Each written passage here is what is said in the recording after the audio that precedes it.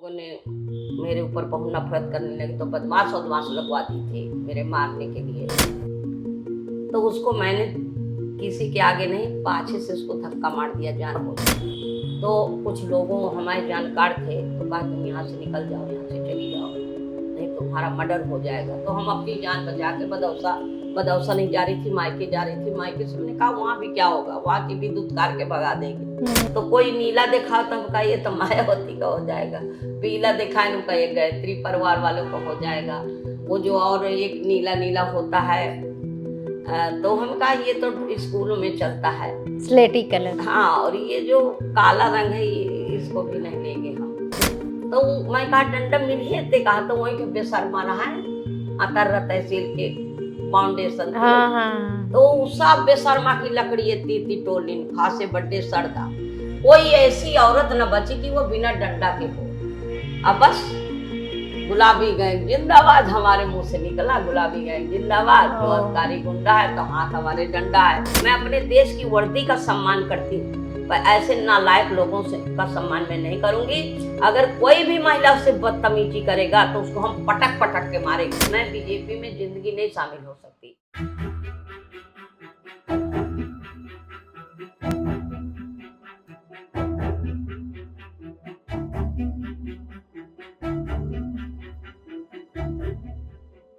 मुद्दे की बात के इस एपिसोड में हम आपको मिलवाने जा रहे हैं एक ऐसे चेहरे से जिनका नाम अब आपने जरूर सुना होगा, संपत पाल, गुलाबी गैंग के संस्थापक। बुंदेलखंड की रहने वाली संपत पाल ने 2006 में महिलाओं पर हो रहे अत्याचार, अन्याय और भेदभाव के खिलाफ एक ऐसा आंदोलन खड़ा किया जो देखते ही देखते पूरे इलाके में ताकत बन गया। गुलाबी साड़ी और हाथ में लाठी, यही उनकी पहचान बनी। बाद में संपत पाल ने राजनीति में कदम रखा और कांग्रेस से जुड़ी। आज भी वह पार्टी में सक्रिय हैं, भले ही 2022 में टिकट न मिलने पर उन्होंने अपनी नाराजगी साफ साफ जताई थी। आज हम उनसे सिर्फ गुलाबी गैंग के बारे में ही नहीं बल्कि कई अहम सवालों पर बात करेंगे।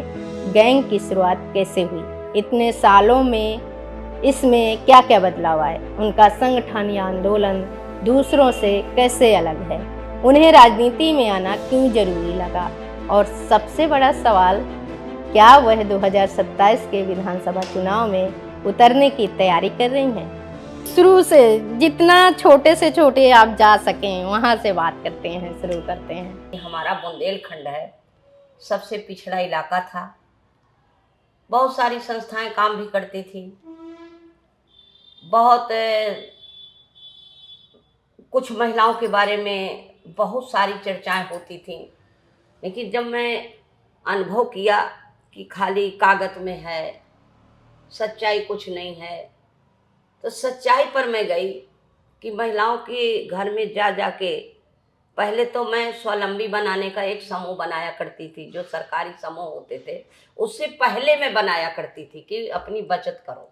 अच्छा, समूह से पहले भी आपने? हाँ, ये दिमाग में कैसे आया आपको? जो चला है ये बहुत बाद में चला है। ये हाँ। तो पहले हमको ये था कि जब मैं अपने घर गांव से शुरुआत की थी तो हमारा एक रौली कल्याणपुर गांव है, गड़रियनपुरवा, मेरा मायका है कैरी बिसंडा गांव। अच्छा। तो हमारा बचपना तो पहले मायके में गुजरा, जैसे गुजरा वो भी बड़ी लंबी कहानी है कि बच्चों को लोग लड़कियों को नहीं पढ़ाते थे, लड़कों को पढ़ाते थे, पर हम लड़ झगड़ के अपना खुद का पढ़े लिखे, स्कूल न जाके घर में पढ़े, एक दूसरे के बच्चों को देख देख के पढ़े। इसके बाद धीरे धीरे हमारे 14-15 साल में शादी भी हो गई, ससुराल आए तो हमारे ससुराल में तो भेदभाव आप तो खूब जानती हैं, यहाँ क्षेत्र की हैं कि महिलाओं को खाना बाद में, पुरुष पहले खाया करते थे। तो ऐसे हमारी सास जो मैंने कभी खाना खा लिया करती थी, मेरी सास कि आदमी बैठ रहा थी तुम खाना खा लेते, तो मैंने कहा ये कौन सी बात है भाई, खाना सब कोई खा ले। तो हम कहा ये पर्दा जो चल रहा है, ये पर्दा प्रथा जो चल रही है, इसे मुझे हटाना। ये मैं अपने दिमाग में डाली थी ये बात को कि मैं आज के बाद खाना मैं बना रही हूँ, खाना पहले उन्हें खा, ये जूठा हो गया, चौका जूठा हुआ। तो मैं कहूँ आज से मैं खाना खाऊंगी, पहले देखती हूँ क्या होगा। तो बस मैं डेली खाना खा लिया करती थी, डेली। पहले चाहे एक कौड़ा खाना खाऊं लेकिन मैं जरूर खाती थी। अच्छा। तो मेरी सास कहते कहते जब छक गई तो फिर बंद कर दिया।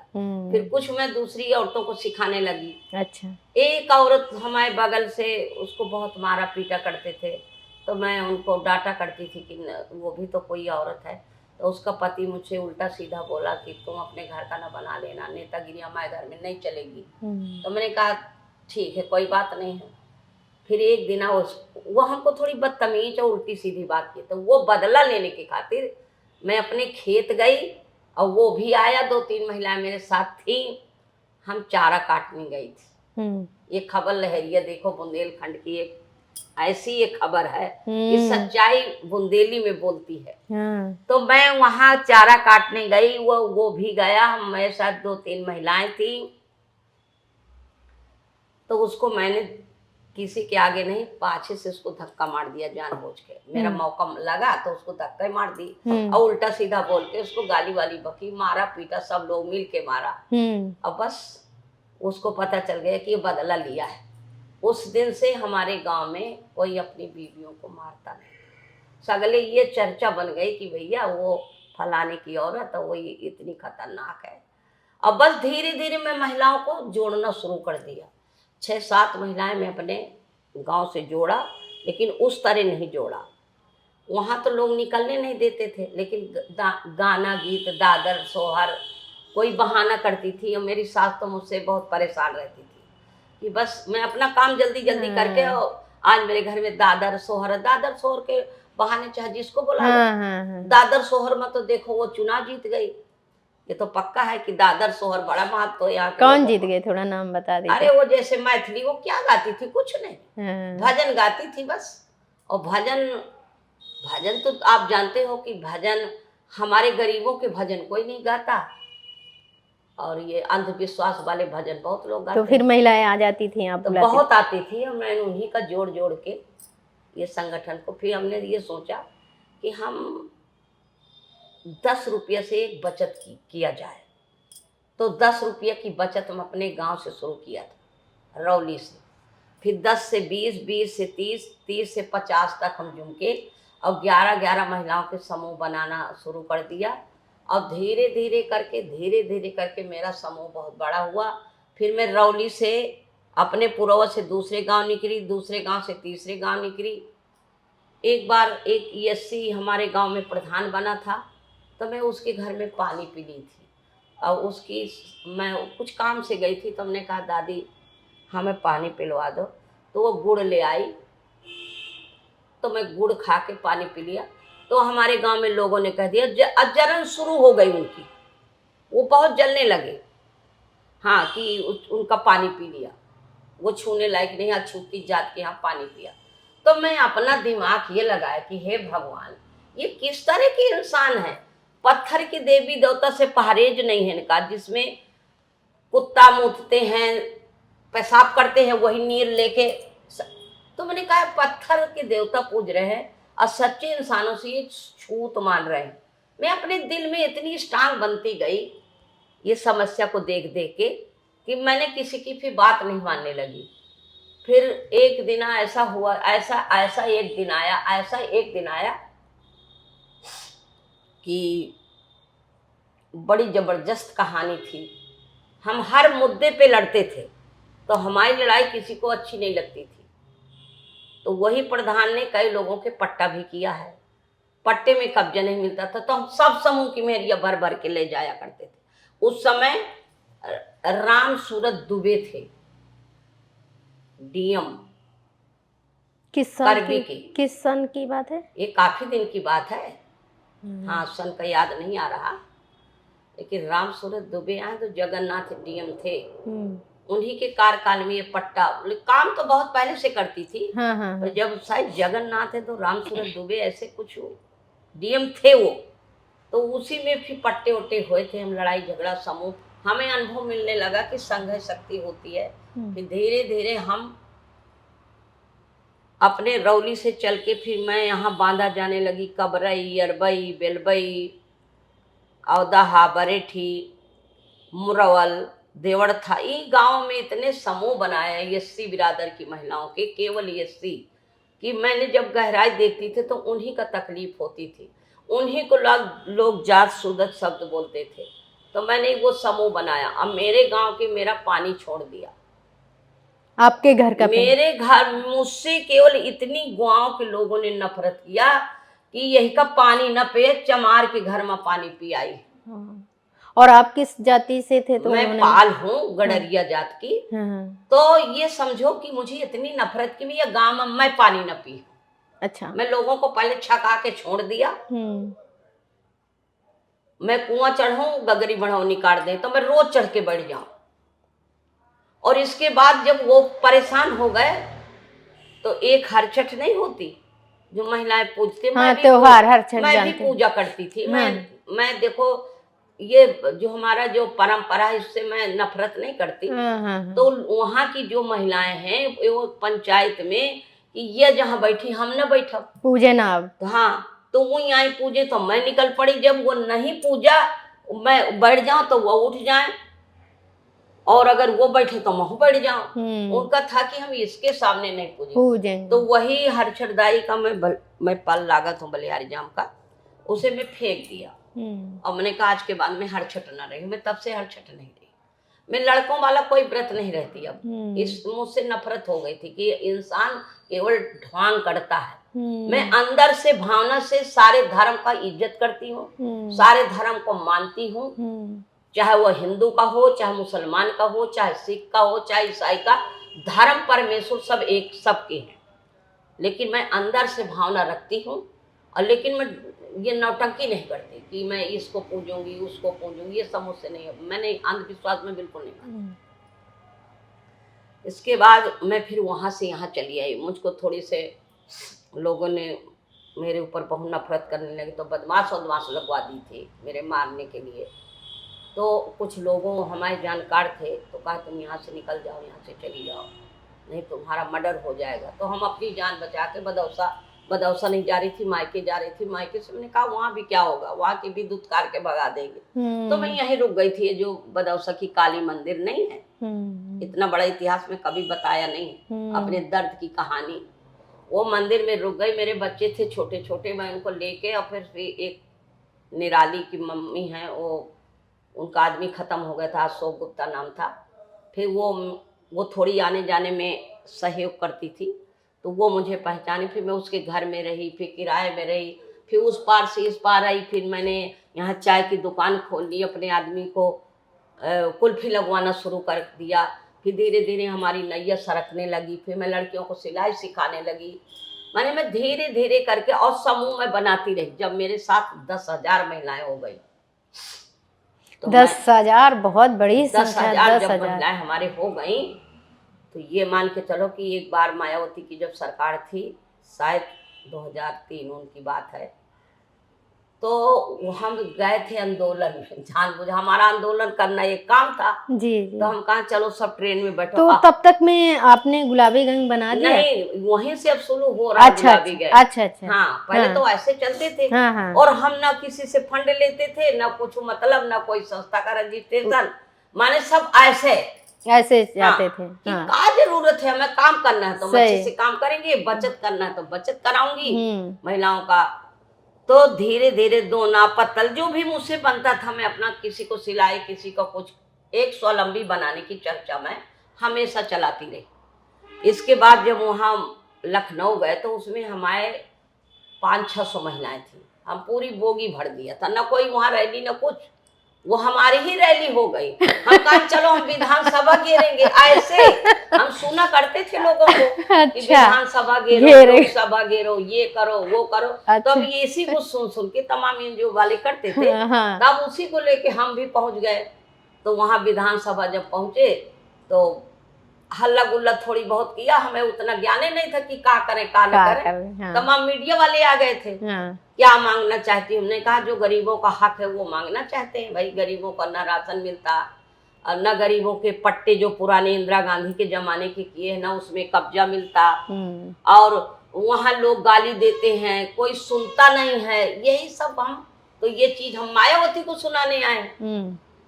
तो हम ये चीज हमें गर्व था कि एक महिला मुख्यमंत्री है तो वो हमारी सुनेगी। हाँ। लेकिन वहां हमें पुलिस जो है लेकिन बदतमीजी नहीं किया था पुलिस ने। हाँ। हम उतना हंगामे नहीं काटा, हम्म। ऐसे गए और फिर अपन शाम के 5 बजे ट्रेन से आ गए। कौन सी ट्रेन थी? यही है? उसी ट्रेन से गए थे और उसी से थोड़ी बहुत की ना वापसी में आ गए सब। अच्छा। हाँ सब। तब कौन सी ट्रेन थी? अरे यही जाती थी जबलपुर वाली। हाँ, चित्रकूट वही एक्सप्रेस। कानपुर अद्धा कहा करते थे उसको अच्छा। उस समय। हाँ। तो कानपुर अद्धा तो हमारे लिए हो गया, वो हाँ। मानीपुर तक चलता था। हाँ, हाँ, लेकिन रात लखनऊ से आए थे हम। अच्छा, वो लखनऊ। जबलपुर वो भाई अद्धा निकल आया। हाँ, हाँ, हाँ, हाँ। तो वही लखनऊ से 5 बजे आए तो नहीं मिली, तो फिर वो रात में मिली, हम उसी से आए। फिर आए। अब इसके बाद दुई दाई छूट गई, कोदिया दाई लुंजी दाई, वही मैं सो गई हूँ। वो पहुंच गई जबलपुर। अब हम कब इतनी रोआई छूट कि लागे थे हम अब परेशान हो जाए। लेकिन वो दाई हिम्मत नहीं छोड़ी, मैं भी हिम्मत, उनको 4-6-10 लोग मिलके हम स्टेशन में वापसी में रात के ताके रहे। अच्छा। उसी ट्रेन से वो आ गई। तब तो फोन आ गई थी। हाँ। अरे बहुत वो इतनी हिम्मत बनाई थी, इतना जागरूक कर दिया था। वो ट्रेन से उतरबे नहीं भाई। हाँ, उसी में बैठी रहेगी। हाँ उतर जेबी तो हम भटक जेबी को में बैठा ही ना। वही ट्रेन में बतौती रहा का लड़ लड़के तमाम उतारे में का ना हम यहीं में बैठी रहा। फिर बताएं कि को खाना भी दे रहा है उन्हें। अच्छा। फिर वो आ गई, फिर उनको लिया। फिर उस दिन में मीटिंग की कि भाई हम एक ड्रेस पे चलेंगे, अब ऐसे नहीं चलेगी, नहीं हम पहचाने ना पाइबे। सही। फिर हम ड्रेस उसी दिन चालू किया था। वो है हमारा 14 फरवरी। 14 फरवरी। 14 फरवरी की बात है या। और साल बताइए। और साल 2006 तो था। अच्छा। हाँ 2006 था। तभी तो गुलाबी गैंग हाई भाई। हाँ। गुलाब 2006 सन मुझे 6 कब याद है। अच्छा। फिर इसके बाद महिलाओं 100 रुपया जमा किया। तो ड्रेस में आपने क्या लिया? तो ड्रेस में क्या लिया, हम सोचे कि भाई एक ड्रेस में सारी महिलाओं का एक ड्रेस होना चाहिए। हम ये नहीं तय किया था कि कौन होना चाहिए, पर हम 100 रुपया 300-400 महिलाओं से जमा कराया। हम कान बाद में सब धीरे धीरे करते रहेंगे। तो 100 रुपया सब जमा किया। फिर मैं कानपुर से लेने गई साड़ी, और इसके बाद हम 2-3 लोग थे। इसके बाद हमें साड़ी न मिले, एक ड्रेस की 300-400। तो कोई नीला दिखा तो हम कहा ये तो मायावती का हो जाएगा, पीला दिखाए उनका ये गायत्री परिवार वालों को हो जाएगा, वो जो और एक नीला नीला होता है। तो हम कहा ये तो स्कूलों में चलता है, स्लेटी कलर। हाँ, और ये जो काला रंग है इसको भी नहीं लेंगे हम। हमें लोग कहे ये मुसलमान बिरादरी की, हम नकाब है ओढ़ के आ गई फलाना। हमारे जो मन पे चलती थी बात, चल रही थी, उसको मैं चला रही थी। तो एक दुपट्टा बढ़िया, इतना बढ़िया पिंक रंग का दुपट्टा था वो। तो मैंने कहा ये दुपट्टा का रंग बहुत अच्छा लगे था। मैंने इस तरह की साड़ी है क्या? तो सरोजनी साड़ी वाली के यहाँ गए थे कानपुर। तो वो कहे हाँ ये गुलाबी साड़ी तो है, मैं 1000 हम कढ़ाई करवाते हैं। कढ़ाई करवाना है क्या? अरे मैं कहा भाई दे दे, आम खा खाई की प्याड़ गिने कहे तो साड़ी दे दे, हम कुछ करब। तो फिर वो हमें 300 साड़ी हम लाए वहाँ से। फिर वहाँ से साड़ी लेके आए। बीच में पुलिस हमें परेशान करने लगे, ये क्या लिए हो, ये कहाँ जा रहा है, ये क्या है। वही GRP वाले ट्रेन में धरने न देते थे। फिर हम लड़वड़ के वही धर दी। फिर आए, दूसरे दिन बढ़िया पहनाया।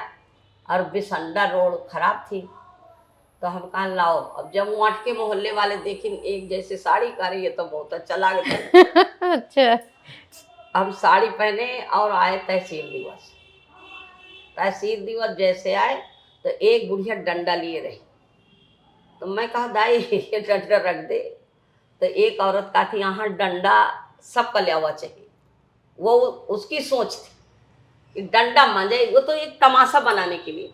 तो मैं कहा डंडा मिलिए ते कहा, तो वहीं बेशर्मा रहा है अतर तहसील के फाउंडेशन। हाँ। तो सब बेशर्मा की लकड़ी इतनी टोलिन खासे बड्डे सरदा, कोई ऐसी औरत न बची कि वो बिना डंडा के हो। अब बस गुलाबी गैंग जिंदाबाद हमारे मुंह से निकला, गुलाबी गैंग जिंदाबाद। जो अधिकारी गुंडा है तो हाथ हमारे डंडा है। और वहाँ GC पांडे चार्ज में थे, ADM DM के। तो हम वहीं गए तो वो हमको देख रहे ये क्या है, ये क्या है। तुमने कहा इस तरह मत कहो, तुम एक अधिकारी हो। किस तरह की तुम बात कर रहे हो? हम कोई जानवर है क्या? हम तो अपना अधिकार यहाँ मंगल दिवस, फलाना दिवस, और आके खा के काजू किशमिश चले गए। और एक एक गरीब किसान बेचारा 50 रुपये देता है, 20 रुपये देता है, अपना कागज बनवाता है, वकील लेते हैं उसमें, और शाम के आपने कूड़ा कलदर में डाल देना। फिर एक हफ्ते में जनता आती है, तो और जनता का हनन हो रहा है। ये मंगल दिवस नहीं हो रहा, ये मंगल मरण हो रहा। तो एसडीएम साहब, हमारे एडीएम साहब बात को तो समझा, और हम ऐसे से मेज ठोके। तो कहा तुम्हारी मांगे क्या है? हम कहा तो पहले अपना काम कर लो, फिर हम बताएं क्या मांगे। गए तो रोड में बैठ गए, मीडिया घेर लिया। डीएम साहब कुछ नहीं किया, सीधे सीधे हमारे पास आए, कहा आप बताओ क्या काम? क्या काम? तो हमारे सामने सच में पैदल चले, यहीं नहर की संडा यहाँ तक आए, हमारे रोड दिखाए कि ये रोड का ज्ञापन है, इसको आज ही बनना चाहिए। तो वो हमारे सामने धरने में बैठ गए, हम भी बैठ गए। फिर तुरंत यहाँ से मोरम जो भी फोन से अपना आए, शाम तक के वो गड्ढा पोड़ना शुरू। तो वहाँ की पब्लिक मुझसे इतना खुश हो रही थी कि गुलाबी गैंग में लगता है सब कोई हो जाए। तो तब से फिर हमारा ये मिशन बहुत ज्यादा बढ़ा। फिर बिजली नहीं आ रही थी, बिजली के लिए हमसे फिर लोग काम मांगने लगे, हमारे पास आने लगे। तो बिजली में मैं ताला लगवा दी थी। मैंने कह दी कि बिजली नहीं आती, अब बिजली का बिल बराबर वसूलते, और यहाँ मर रहा है आदमी।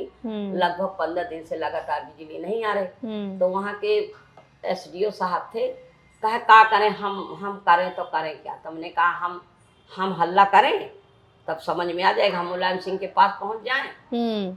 तो ये तो फिर काफी, फिर उस समय मुलायम की सरकार जब हमने आंदोलन किया, तो कहे अरे वहां कैसे पहुंच जाओ? मैं कहा वोट देते हैं तो दम भी रखते, वोट दे रहे हैं तो दम भी रखते, हम जा सकते, क्यों नहीं जा सकते? तो कहा मैडम हम क्या कर सकते? मैं कहा ताला लगवा दूंगी। तो कहा ताला नहीं, चाहे कूड़ा डलवा दो। तो हम बातें अलमारी में ताला रखा था। अब बिजली विभाग वहाँ ऑफिस था, वो जो चुनियादाई मेटकली वहाँ था। हाँ। तो मैंने घुस के वही ताला ले लिया, ऐसे मार दिया। एसडीओ साहब बंद हो गए। फिर अहमद जय साहब थे, वो फिर हमारे कार्यालय पहुंच गए और कहे भैया दे दो, नहीं हो मर जाएंगे। मैं कहा एक आदमी मरने से कुछ नहीं होता है, कम से कम आम पब्लिक तो बच गई। मैंने ऐसे बेबाक कह दिया। फिर हम चाबी दे दी, फिर बिजली आने लगी। तब से बराबर सच में बिजली आ रही नहीं। बहुत पहले बहुत आदमी परेशान रहता था, वो भी संडा रोड, बिजली और माने पुलिस की गुंडाई, 3 मैंने किया।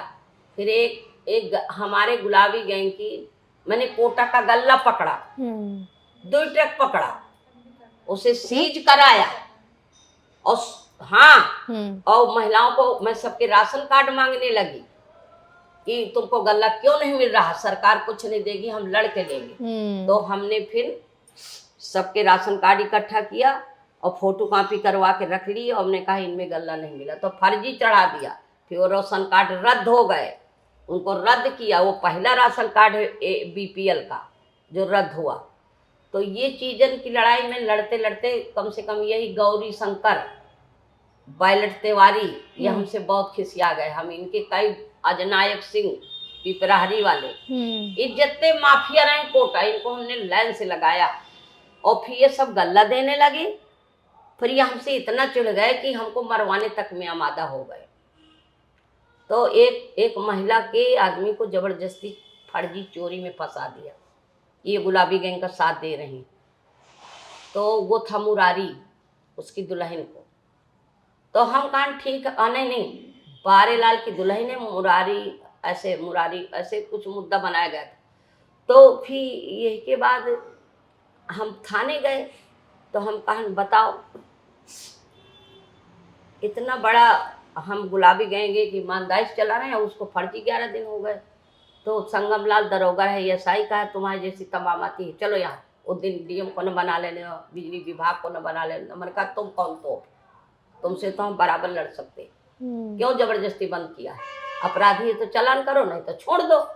तो हमें गाली दिया और कहा तुम्हारे जैसी महिलाएं बहुत आती हैं। तो हम 300 कुत्ते, 300 महिलाएं लेके दूसरे दिन पहुंच गए। खैर कुत्ते उत्ते तो सब भग गए, 4-5 कुत्ते थाने तक गया। फिर वही हमारा हंगामा हुआ। तो ऐसा नहीं है उसको छोड़ दिया गया था, पर हमारे ऊपर केस लगा दिया गया। अच्छा, हाँ। क्या केस लगा है? अरे ऐसे तमाम की हमारा सामान लूट ले गए, हमको मारा। तो जब मेरी पेशी पड़ी थी तो मैं तो जज साहब के सामने कह दिया था। पूछ रहे थे आपने दरोगा को मारा, मखन नहीं साहब हम दरोगा को मारेंगे। ऐसे ऐसे कॉलर पकड़ने की भी बात आई थी, ऐसे कुछ? है बहुत कुछ बातें आई थी, तो हम तो उसका जवाब तो दिया है कि हम दरोगा की कॉलर पकड़ा, दरोगा को मारा, तो थाने में इनकी बपौती है, यहाँ से इस्तीफा लगा के इनको विदा करो। जब ये हमसे नहीं जीत सकते तो आम लोगों से क्या जीत पाएंगे। और इनका मालिकाना ऊपर है, इनकी बंदूक है, हम ऊपर है ऐंठ के लेके चले वे, झूठ के से हमारे ऊपर लगाया, हम अपनी मांग रखा है, हमको गाली दिया तो हम ऐसे नारा लगाया है, अपनी फाइल अपना वो फटक रहे थे। तो ये सब बहुत कुछ हमारे ऊपर लिखाया गया था। तो खैर मैं जज साहब से कहा था कि ऐसे को आपको वो दरोगा था ही नहीं। मैं अपने देश की वर्दी का सम्मान करती हूँ, पर ऐसे नालायक लोगों से का सम्मान मैं नहीं करूंगी। अगर कोई भी महिला उससे बदतमीजी करेगा तो उसको हम पटक पटक के मारेंगे, ये बात मैंने कही थी वहाँ। और हम डरते वरते नहीं, अपने अधिकार के लिए नहीं डरेंगे। पहले हम गलती करते नहीं हैं, और हम गलती करेंगे तो हम लोगों के लिए कानून है, कानून का सहारा लेते हैं।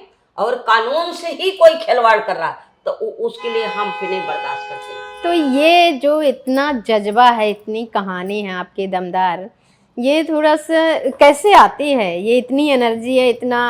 अब ये देखो, घर से तो शुरुआत बता ही दिया कि लोग अंधविश्वास और मेरे अंदर पनपती थी ये। और बचपन कैसे गुजरा था आपका? तो पढ़ाई लिखाई क्या है? बचपन के तो हाल ना पूछो।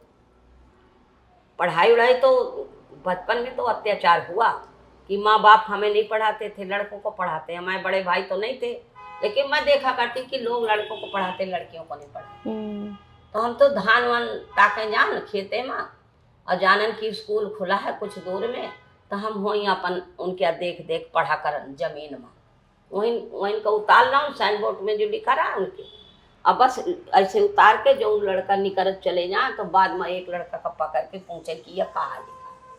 तो बस ऐसे धीरे धीरे हम पढ़ना लिखना सीख गए। फिर हमारे चाचा पढ़ाया है, हमारे चाचा का लगा कि हमारा बेटिया यह पढ़े योग्य है, तो मैं पढ़ी हूँ, ऐसा नहीं है मैं सब कुछ पढ़ लेती हूँ। फिर थोड़ी थोड़ी इंग्लिश सीखा अपने, अब मैं तो अपने पोती होती हूँ उनसे सब सीखती रहती हूँ। अपने भाई से सीखा है इंग्लिश।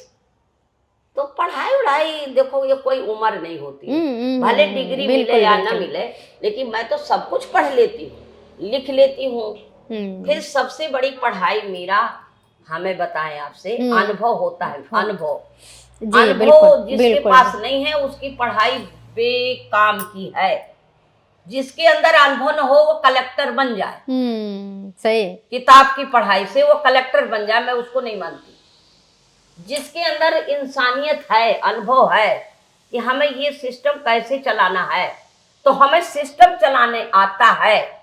ये तो पब्लिक है। अगर मैं विधायक बन जाती और शायद मैं वहां पहुंच के जाती, तो मैं सिस्टम उनको बताती जो पढ़ लिख के यहाँ विधानसभा में बैठे, उनको बताती कि सिस्टम होता क्या है, गरीबी होती क्या है, गरीब कितना बढ़िया वोट देके तुम्हें चुन के यहाँ भेजते हैं, फिर तुम्हारा कुत्ता आइसक्रीम खाता है, उनका बच्चा रोड में सो रहा है, सड़क में रो रहा है, ये सिस्टम बताती मैं। लेकिन पब्लिक भी तो वैसे है कि अंधविश्वास में जूझ जाते हैं। 4-4 रुपया उनको दलाली मिल गई, कहते हैं हमारी जिंदगी इसी में भला है। ये नेता लोग उन्हीं का धन उन्हीं को देते हैं, दारू अंडा मुर्गा, और उसी में लोग जनता मर जाती है। हम तो जनता का यही संदेश देना चाहते हैं कि तुम्हारे वोट से राजा बनते, लेकिन तुम अपना अधिकार नहीं मांग पा रहे। बस चापलूस कुछ होते हैं जो हमसे वोट छीन के ले जाते हैं, उन्हीं का लड़का नौकरी पा जाता है, उन्हीं को बड़ी बड़ी ठेकेदारी मिल जाती है, वही दारू गांजा बेचते हैं, उनकी कोई नहीं सुनने वाला है। और गरीबों को पिलाते हैं तो और सिरंज लगा के खून चूस रहे हैं गरीबों का, और वो पीते हैं। तो आप राजनीति में कैसे कदम रखें? उस राजनीति में देखो कदम, मैं कुछ नहीं, मैं इटली गई थी, फिर वहां से जब मैं लौट के आई थी तो मैडम सोनिया को एक किताब दी थी, सोनिया गांधी हमको बुलाया था, हमारी जब ये तमाम चीजें लड़ाई उड़ाई देखती थी तो रीता बहुगुणा ने बताया, मैडम सोनिया जी ने पूछा कि ये महिला है कौन, तो रीता बहुगुणा ने हमको संपर्क बनाया। फिर बाबा अभय अवस्थी हमको ले गए, सोनिया जी से मिलवाया। सोनिया जी किस साल की बात है? ये काफी दिन 2007 वात की बात। अच्छा। इसके बाद सोनिया गांधी का हम तुम्हारी मदद करें कुछ, तो हमें पता ही नहीं था कि क्या ये मदद करेंगी। तो मैंने कहा नहीं कुछ नहीं, हमें ना कुछ चाहिए, पर वो 2007 में टिकट देने के लिए सोच रही थी। तो फिर वो हमसे पूछा कि तुम चुनाव लड़ोगी? भोला पांडे जी रहे। मैंने कहा हम चुनाव ना नहीं लड़ेंगे, हमको जब जनता कहेगी तब चुनाव लड़ेंगे। तो हंसने लगे कि कहने लगे कि जनता कभी नहीं कहती, जनता कभी ना कहेगी कि तुम चुनाव लड़ो। और हमें पता ही नहीं था, हमें लग रहा कि हम इतना अच्छा काम कर रहे हैं तो जनता हमको कहेगी। तो 2007 में जब ठोकिया चुनाव लड़े थे उसकी माँ पियरिया, तो मैं तो टिकट नहीं ली कांग्रेस से, पर यहाँ इतना अफरा तफरी मची रही कि ठोकिया इतना भय बेड़ दिया पब्लिक के ऊपर कि अगर रहा खोकलमा तो वोट दे नलमा, नहीं हल्दी चूना की गांठी, सब लोग ऐसे बोल रहे थे। मैंने कहा इतना गांठी हल्दी ठोकिया की कहाँ है भैया, बंटवा देगा 4-6 गांव में, पूरे विधानसभा में किसको किसको बंटवाएगा। अब मैंने कहा ये पुलिस क्या कर रही है। तो ये सब चीज़न के लिए मैं अपनी महिलाओं से चंदा किया, पैसे नहीं थे, तो मैं नामांकन करवा ली 2006 में, 7 में नरैनी विधानसभा का निर्दलीय। तो मैं बस नामांकन करा के आई और विधानसभा चुनाव के लिए। हाँ, मैं विधानसभा का लड़ी हूँ चुनाव। हाँ। मुझे 7,000 वोट मिला था उस समय, और मैं प्रचार भी नहीं करने गई थी। तो वहाँ मीडिया मुझसे पूछने लगी, जैसे नामांकन उस दिन चुनाव चिन्ह मिलना था, तो हमें मिली थी छड़ी, मुझको छड़ी ही अच्छी लगी तो मैं ले आई। अब भैया पूछने लगे मीडिया वाले कि संपत जी आप एक बदमाश के खिलाफ कैसे चुनाव लड़ोगी। अरे मखा तुम पागल हो का, ये मेरा चुनाव चिन्ह छड़ी, संपत पाल मैदान में खड़ी और ठोकियां करी गड़बड़ी तो मुंह पर ही छड़ी। तो वो इतना बड़ा इतना बढ़िया छपा था कि है कहीं वो पत्रिका और वो खबरें पेपर में। अब बस उतने में मुझे 7,000 वोट मिले, तो मैं कहीं प्रचार नहीं करने गई थी। मेरी छड़ी में पर वोट, अगर मैं किसी जनता के बीच में जाती, मेरे पास कुछ पैसा होता तो शायद मैं वो चुनाव को जीत सकती थी उस समय ना, लेकिन मेरे पास नहीं था, पैसे नहीं था, ना गाड़ी ना घोड़ा, बस पेपरबाजी करवा दिया। तो लोगों को लगा जो को पढ़ा वो वही वोट दिया। तो मुझे 7,000 वोट मिला था। हाँ, फिर 2012 में मुझको सोनिया गांधी ने बुलवा के टिकट दी थी कि इनको चुनाव लड़ना है। उस तब से मैं कांग्रेस को छोड़ा नहीं। फिर 2012 में दिया, मैं लड़ी, और 2017 में मैं गठबंधन में लड़ी, लेकिन पब्लिक ऐसी है तो क्या करें भाई। और फिर आप तो देख रही हो कि जिसके बीच में मैं चुनाव लड़े वो कितने बड़े माफिया थे, और फिर 2000 से जिन्हा से मोदी जी बैठ गए, ऐसा लग रहा है कि बस कोई जादू करके बैठ गए कि अब यहाँ कोई नहीं आएगा। तो यहाँ तो बड़े बड़े हारे थे, हमारी कौन गिनती थी।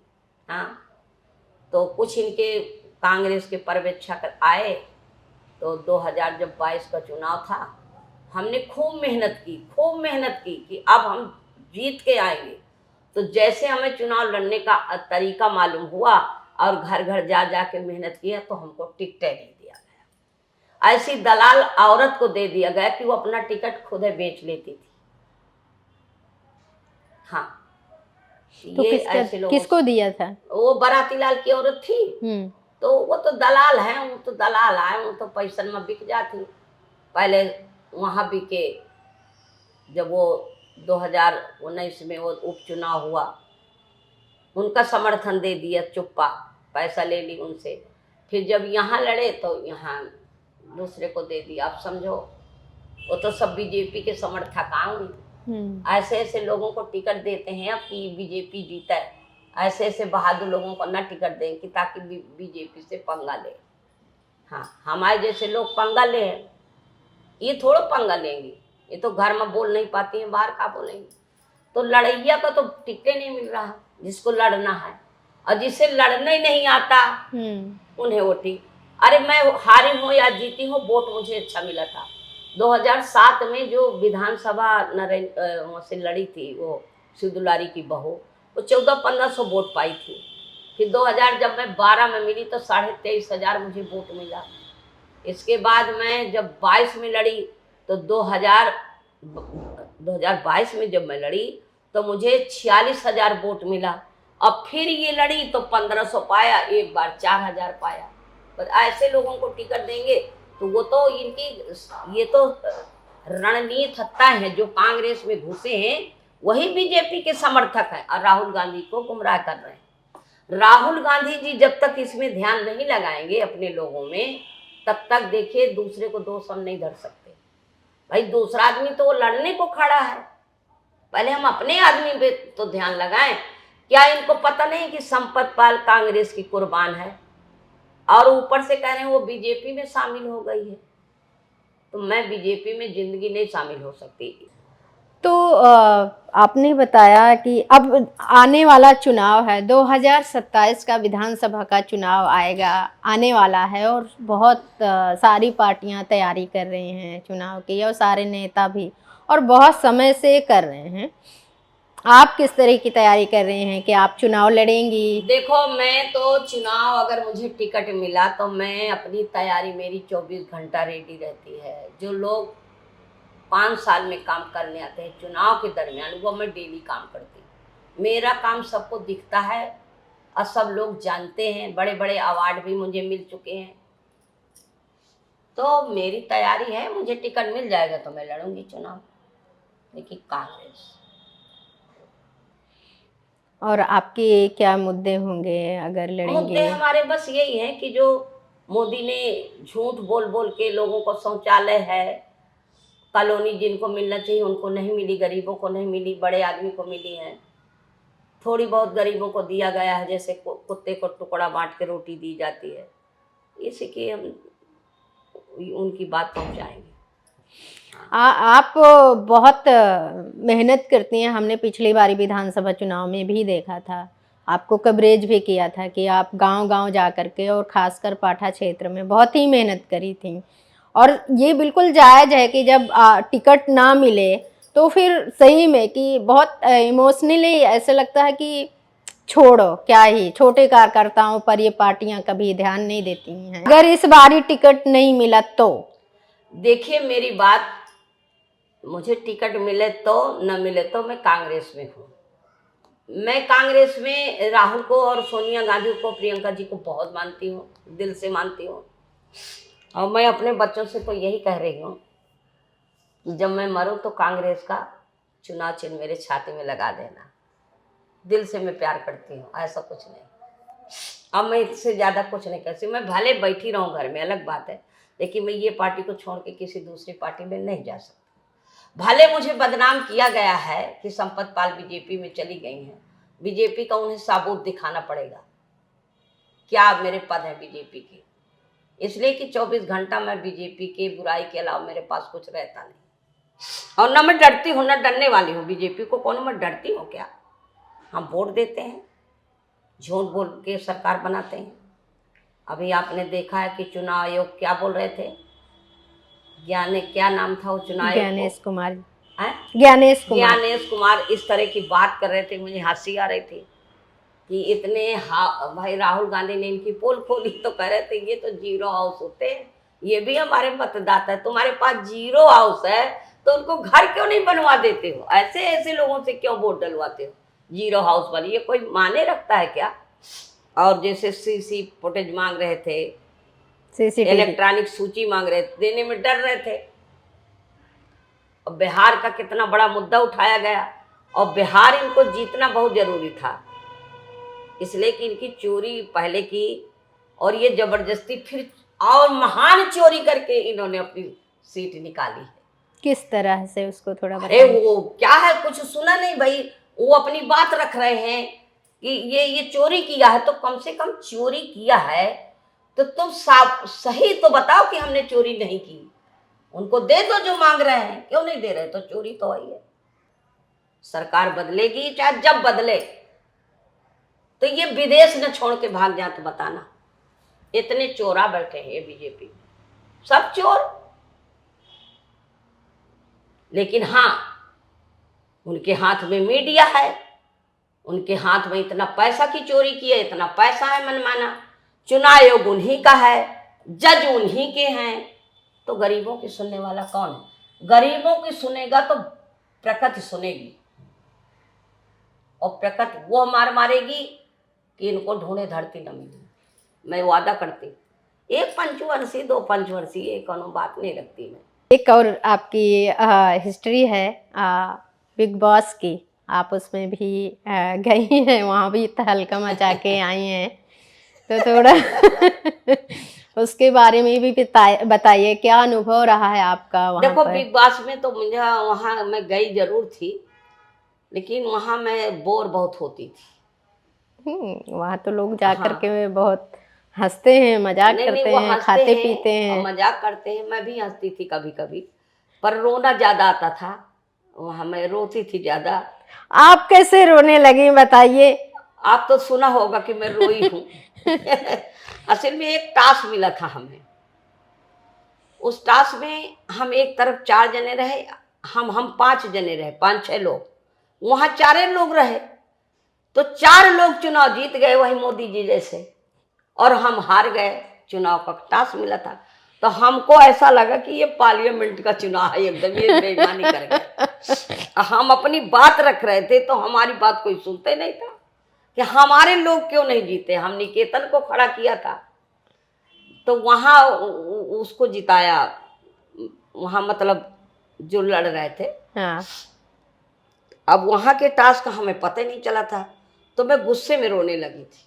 मुझे समझा रहे थे कि न रो न रो, सपना अपना वो फेंक दिया था माइक, वो मुझे समझाते समझाते वो भी रोने लगी कि संपा जी रोना नहीं, मैं अपना माइक ही फेंक दूंगी। तुमने कहा चाहे तुम जी कुछ फेंक दो, मुझे कोई फर्क नहीं। हाँ, अच्छा। तो ये चीज थी। तो फिर सलमान खान उसमें बड़ा मजाक उड़ाया, बहुत लोग हमसे कि संपत पर, मैं बिग बॉस से भी झूठ बोल गए। अच्छा। जब मैं बाहर निकल के आई मैं छुपा गई, तो पूछ रही थी अब क्यों चुप हो गई। मैंने कहा बिग बॉस हमसे कहा कि रो ना, और धो क्या ऐसे कुछ बोल गई थी। अच्छा। हाँ, मैं रो नहीं रही थी, उन्होंने माफी मांगा ये कह दिया। तो बड़ा मजाक बनाया मेरा वहाँ।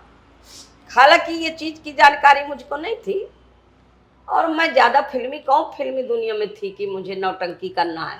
मैं तो रियल कहानी करती हूँ और रियल में देखती हूँ और रियल में समझती थी यार ये कैसे हुआ बेगी, 4 लोग जीते हम क्यों हारे। हालांकि मुझे समझा रहे थे कि ना रो, रहने दो, हमारी पार्टी के भी समझा रहे थे, तो मुझे गुस्सा आया था। हाँ, मैंने कहा तो आपने कैसे तैयारी की थी, आपको चुना कैसे गया था? नहीं, असल में मेरा नाम नेशन हुआ था वहाँ। ये सब जो मैं काम करती हूँ अपना गुलाबी गैंग का, तो उन्होंने नेटवर्क में देखा होगा, बुलाया है। हाँ, और खास करके सलमान जी बहुत मानते थे मुझको। हुई हमारे काम से बूझ और पहचान, न्योते मिले विदेश के तभी मिले सलमान। जब मैं दुनिया भर में फेमस हो गई थी तब मुझे बिग बॉस बुलाया गया था, कोई ऐसे नहीं साधारण बुला लिया उन्होंने। मैं बहुत काम किया है।